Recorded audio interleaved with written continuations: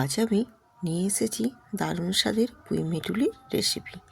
এই পুঁই মেটুলির রেসিপি যারা পছন্দ করেন তাদের তো ভীষণ ভালো লাগবে, আর যারা এই পুঁই মেটুলি পছন্দ করে না তারা একবার হলেও এই রেসিপিটা দেখে ট্রাই করতে পারবেন। আশা করছি আপনাদের এই পুঁই মেটুলির রেসিপি স্বাদ মুখে লেগে থাকবে।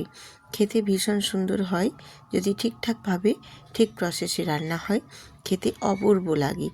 তো চলো দেরি না করে আমি কিভাবে পুঁই মেটুলি রান্নাটা আজকে করছি সেটাই আপনাদের সাথে শেয়ার করি।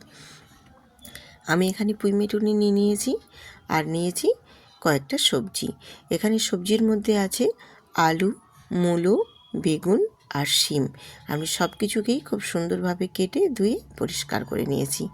এরপর গ্যাসটা অন করে গ্যাসেতে কড়াই বসিয়ে কড়াইয়ের মধ্যে সর্ষের তেল দিয়ে দিয়েছি, আর আমি রান্নাটা সর্ষের তেলেই করব। আর সর্ষের তেলের মধ্যে দিয়েছি পাঁচফোড়ন আর একটা শুকনো লঙ্কা। পাঁচফোড়নের যখন খুব সুন্দরভাবে একটা ভাজা হয়ে গেলে দেখবে একটা সুন্দর স্মেল বেরিয়ে আসবে, সেই পর্যায়ে দিয়ে দেবো এখানে আমি একটা পেঁয়াজের কুচো। পেঁয়াজের কুচোটা আমি ভালোভাবে একটু নাড়াচাড়া করে ভেজে নেব। তো খুব বেশি ভাজবো না, হালকা একটু ব্রাউন কালার করে ভেজে নিয়ে ওর ওপরেই আমি এবার অ্যাড করে দেব সবজিগুলো। সবজিগুলো আমি পেঁয়াজের সাথে বেশ সুন্দর করে কষিয়ে নেওয়ার জন্য একেবারে পেঁয়াজটা হালকা ভেজে নিয়ে ওর উপরেই আমি সমস্ত সবজিগুলো অ্যাড করে দিলাম। আর এখানে যা যা আমি সবজি দিয়েছি সবগুলোই দিলাম, তার সাথে দিলাম পুঁই মেটুলি দিয়ে খুব ভালো করে আমি একটু সবজিগুলোকে কিন্তু কষিয়ে নেব। আর কষিয়ে নেওয়ার আগে আমি এখানে দিয়ে দেবো স্বাদ মতো লবণ, আর দেবো হলুদের গুঁড়ো, অল্প একটু লঙ্কার গুঁড়ো দিয়ে খুব ভালো করে আমি সবজিটা কষিয়ে নেব। আর সবজিটা এই সময় খুব ভালো মতো কষিয়ে নিলে তাহলে গুঁড়ো মশলাগুলো সবজির মধ্যে খুব ভালোভাবে ঢুকবে, আর সবজিটাও বেশ সুন্দরভাবে কষানো হবে, আর সবজিটার ভেতরে নুন হলুদটাও খুব ভালো মতো প্রবেশ করবে। তাহলে সবজিগুলো কিন্তু বেশ সুন্দরভাবে কষানোটাও বেশ ভালো হবে, আর খেতেও বেশ ভালো লাগবে। দিয়ে একটা ঢাকনা দিয়ে আমি ঢেকে দেব। ঢাকনা দিয়ে তারপর আমি আবার ঢাকনাটা তুলে কিছুক্ষণ পর চলে এসেছি। 2 মিনিটের মতো আমি ঢেকে রেখেছিলাম। ঢেকে রেখার ফলে দেখো কতটাই সবজির থেকে জল বেরিয়েছে, কারণ আমি আগেই নুন দিয়ে দিয়েছিলাম, তার জন্য সবজির থেকে অনেকটা পরিমাণে জল বেরিয়ে এসেছে। আর এই সবজিটা আমি জলটা শুকনো শুকনো করে কষিয়ে নেব। আর কষানোর মধ্যেই এখানে আমি মশলাটাও রেডি করে নেব। এখানে জিরে আর সর্ষে শুকনো লঙ্কা আমি বেটে পেস্ট বানিয়ে নেব। আর দিয়ে দিলাম ঠিক এই পর্যায়ে কাঁচা ছোলা দিয়ে আবারও আমি ঢেকে দিয়েছিলাম। ঢেকে দিয়ে একটু জলটা শুকনো শুকনো করে নিয়েছি। আর শুকনো জলটা দেখো বেশ সুন্দর করে শুকনো হয়ে গেছে। তোমরা যদি এই কাঁচা ছোলার পরিবর্তে এখানে বড়ি দিয়েও বানিয়ে নিতে পারো। বড়ি দিয়ে বানালেও কিন্তু খেতে বেশ ভালো লাগে। আর আমি বড়ির পরিবর্তে এখানে কাঁচা ছোলা দিয়ে করছি। এই পুঁই মেটুলি কিন্তু কাঁচা ছোলা দিয়ে করলেও বেশ ভালো লাগে। আর ঠিক যখন শুকনো শুকনো করে সবজিগুলো কষিয়ে নিয়েছি, ঠিক সেই পর্যায়ে আমি এখানে দিয়ে দিয়েছি মশলা। যে আমি জিরে সর্ষে কাঁচা লঙ্কার পেস্টটা বানিয়েছিলাম, সেই মশলাটা দিয়েও বেশ সুন্দর করে আমি এখানে আবারও মশলাটা দিয়ে কষিয়ে নিয়েছি সবজিগুলো। সবজিটা যত ভালো করে কষিয়ে নিবে খেতে কিন্তু বেশ ভালো লাগবে। সবজি কষানোটা যত ভালো হবে সবজির কিন্তু স্বাদও ততটাই বেশি আসবে। দিয়ে এবারে আমি পরিমাণ মতো এখানে জল দিয়ে একটা ঢাকনা দিয়ে ঢেকে সবজিগুলো সব সেদ্ধ করে নেব।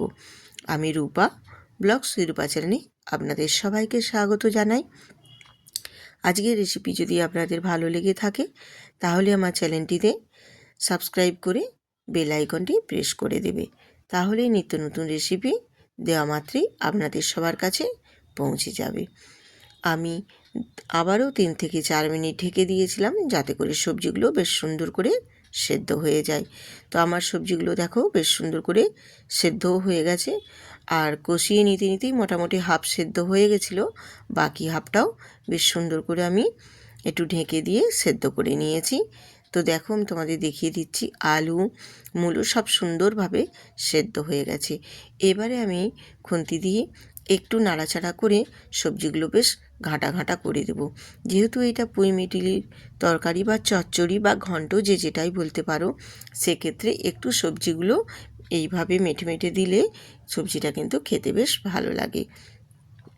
তো এইভাবে একটু খুন্তি দিয়ে ঘেঁটে ঘেঁটে দিলে তরকারিটা বেশ একটু ঘাঁটা ঘাঁটা হবে আর খেতেও বেশ ভালো লাগবে। আর এখানে আমি কয়েক দানা চিনিও অ্যাড করে দিলাম, কারণ যেহেতু এটা সবজির রেসিপি, মূলো আছে, পুঁই মেটিলি আছে, এখানে কিন্তু একটু চিনি দিলে এর স্বাদটা খুব সুন্দর আসবে, খেতে বেশ ভালো লাগবে, টেস্টি হবে। এই কারণেই এখানে একটু চিনি অ্যাড করে দিলাম। দিয়ে এবারে আমি সবজিটা একটু ঘেঁটে ঘেঁটে দেখো রেডি করে নিয়েছি। আর যে একটু অল্প জলটা আছে সেই জলটাও একটু শুকনো শুকনো করে আর একটু মেরে নেব। মেরে নিলে এবারে আমার পুরো একদম পুঁই মেটুলি রেডি হয়ে যাবে। তো দেখো এই পর্যায়ে আমার পুঁই মেটুলিটা আমি রেডি করে নিয়েছি। এবারে আমি গ্যাসটা অফ করে এবার নামিয়ে নেব। আজকে যদি এই পুঁই মেটুলি রেসিপি ভালো লেগে থাকে তাহলে বন্ধুদের সাথে শেয়ার করে ভিডিওটিতে একটি কমেন্ট করবেন এবং ভিডিওটি দেখার পূর্বেই আগেই ভিডিওটিতে একটি লাইক দিয়ে দেবেন। বন্ধুরা, যদি ভালো লেগে থাকে আজকের রেসিপি, সুন্দর করে কমেন্ট করে আমার পাশে থাকবেন। আর যেসব নতুন নতুন বন্ধুরা আজকে আমার এই রেসিপিটা দেখছো, তারা কিন্তু সাবস্ক্রাইব করে বেল আইকনটি প্রেস করে দেবে। এই রকম নিত্য নতুন রেসিপি পেতে আমার চ্যানেলটি সাবস্ক্রাইব করে রাখবেন।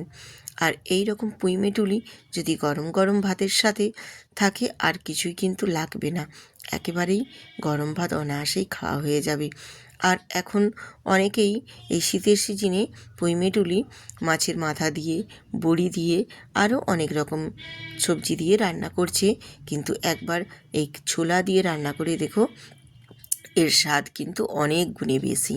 কাঁচা ছোলার যে একটা নিজস্ব স্বাদ থাকে আর পুঁই মেটুলির সাথে দুটো মিশে গিয়ে কিন্তু ভীষণ সুন্দর একেবারেই। আবার আসবো।